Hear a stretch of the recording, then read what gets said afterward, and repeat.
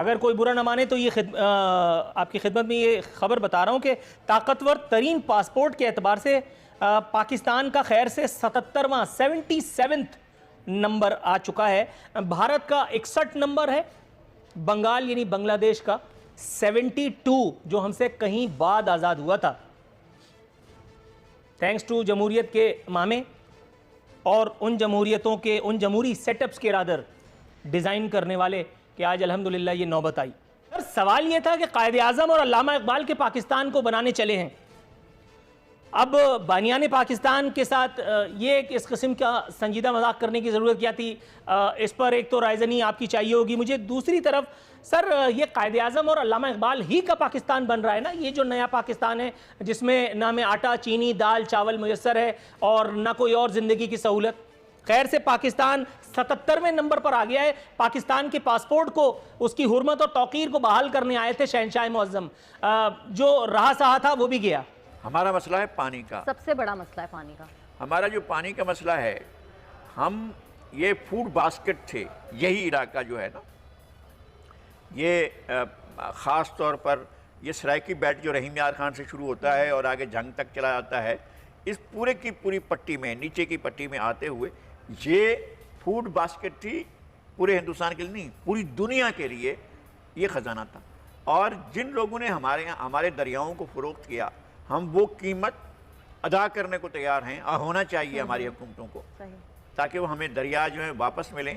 बयाज, सतलुज और रावी जो है, मुझे आज रावी को सूखा हुआ देखकर बहुत दुख होता है। ये वाला जो सीन है ये बहुत ज़्यादा आगे जाके बहुत ख़तरनाक हो जाएगा, क्योंकि जो आबी माहिरीन है उन्होंने लगाई साहब खबरदार कर दिया है कि अगर भारत के साथ पानी का मसला हल ना हुआ और बारिशें भी कम हुई तो आने वाले दिनों में पानी की किल्लत हो जाएगी। मैं ये कहता हूँ कि कोताह बीन लोगों ने ये ट्रीटी की थी, इंडस वाटर ट्रीटी, उन्होंने इश्यूज़ को सेटल नहीं किया था।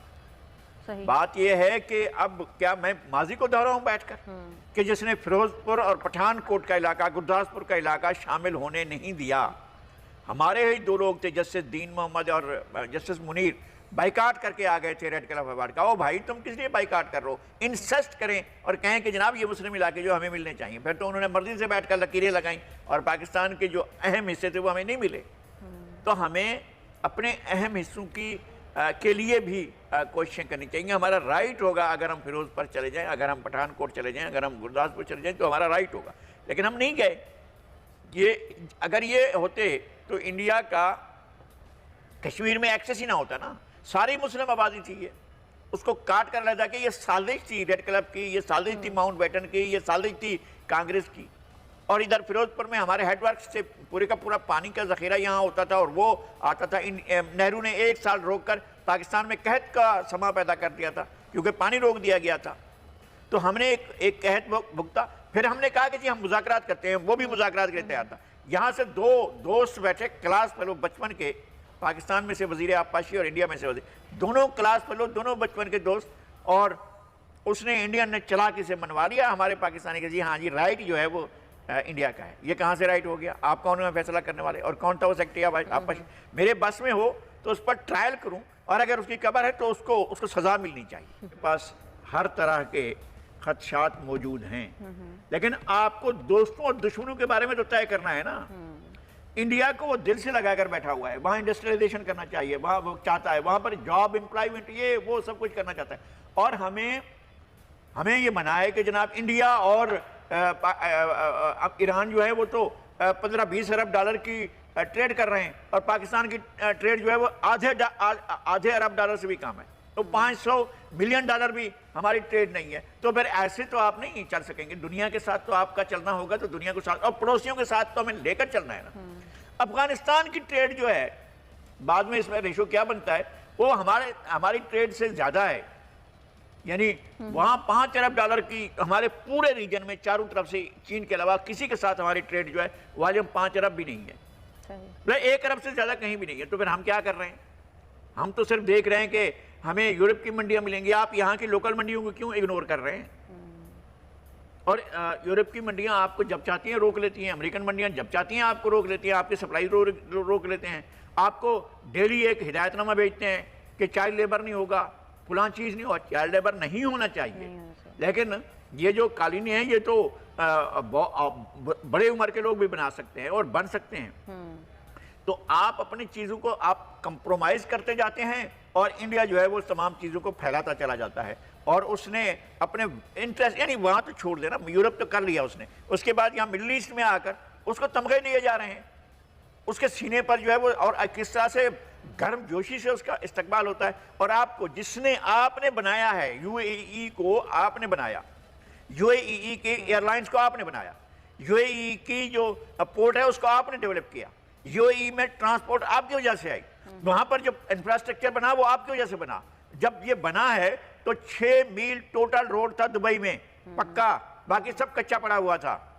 और 50 साल के अरसे में, ये उसकी बात कर रहा हूं मैं, सन 70 की, ये 50 साल के अरसे में दुनिया की सबसे ताकतवर पर कैपिटा इनकम के लोगों में शामिल हो गया है यूएई। और आपको बहुत पीछे छोड़ दिया, पीआईए ने जाकर बनाया था, बैंकिंग आपने शुरू की, हर चीज़ वहाँ से आपने शुरू की। अब आप एक तरफ हो गए, इंडिया जो है वो सबसे महबूब हो गया। सऊदी अरब में आपने उनको दिखाया था ना, यार पेट्रोल डॉलर है, इसको इस्तेमाल करें, तो नतीजा क्या हुआ? वहाँ पर इंडिया जो है उसका इस्तकबाल होता है रियाज के लिए, अहलन व सहलन मरहबा जनाब सैयद मोदी। तो जनाब सैयद मोदी जो है वो तो उनका करीबी हो गया है। और हमें भी अपनी मौजूदगी का, जब हम अपनी मौजूदगी का एहसास नहीं दिलाएंगे तो कोई और हमारी मौजूदगी का क्या एहसास करेगा? हम अमेरिका से डिक्टेशन लेते रहेंगे तो फिर हम आगे नहीं बढ़ सकते। तो अमेरिका से डिक्टेशन लेने से मना कर दिया ना वज़ीर आज़म ने, अब तो कहा है किसी किस्म का कोई कॉम्प्रोमाइज नहीं होगा। हम डसे हुए हैं, इसलिए ये बात दोहराते हैं। सही कि बार बार कहने के बावजूद जब फोन आ जाता है तो कहते हैं यस वी आर फ्रेंड्स, और किसी दोस्त से मशवरा नहीं करते। रात को 2 बजे कहते हैं जी हम दोस्त हैं, आप जो कहोगे हम मानेंगे। वो कहते हैं ये शर्त है, वो कहते हैं हम मान लिए। बिल्कुल सही। वही है, आज भी ना हमें यानी पेट्रोल बगैर लाइन लगाए मिलता है, ना उस पे जो रियासत और हुकूमत हमारे साथ जो जुल्म कर रही है उसको कोई रोकने वाला है, टोकने वाला है। ना आज हमें चीनी मिलती है, ना आज हमें आटा मिलता है। तो करीब करीब आपने पहुंचा तो दिया है उस एक बात के, उस एक मंजिल के आपने हमें करीब पहुंचा दिया है जिस पर आप यकीनन दाद के मुस्तहिक हैं। मैं उम्मीद का पैगाम देता हूं कौम को, मुझे एतबार है अपने लीडर पे।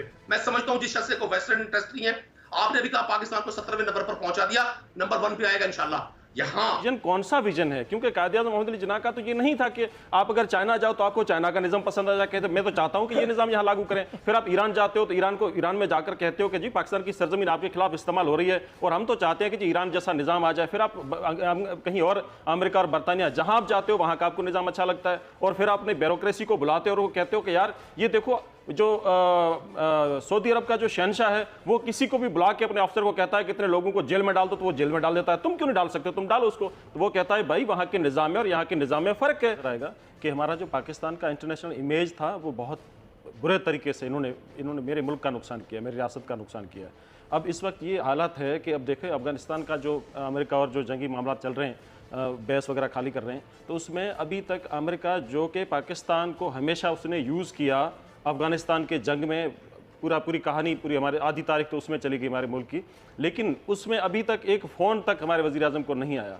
अब हम सऊदी अरब जाते हैं तो बदले में पता है हमें क्या मिलता है, क्योंकि अब हम क्या यहाँ बेच क्या रहे हैं, हमारी पॉलिसी क्या है? हमारी पॉलिसी ये है कि हम लंगर खाने पे काम चला रहे हैं। तो जब सऊदी अरब जाते हैं तो वो कहते हैं जो कुछ ज़कात के पैकेट पड़े हुए आप ले जाएं, जाकर वहाँ लंगर खाने में दे दें, बदले में हमें ये लंगर खाना मिलता है आगे। और फिर आप मोदी को मिसकालने जा रहे हो, आप मोदी आपको जो कातिल मोदी हो वो आपको फ़ोन सुनने के लिए तैयार नहीं है, तो तरक्की याफ्ता ममालिक कहाँ आपको। उम्मीद करता हूँ ये वीडियो आपको ज़रूर पसंद आई होगी। Please like share and subscribe ज़रूर करें इस चैनल को और हमें सपोर्ट करें, जिससे कि हम और भी आपके लिए अच्छी वीडियो लेके आ सकें। जय हिंद, जय भारत। मिलते हैं नेक्स्ट वीडियो में।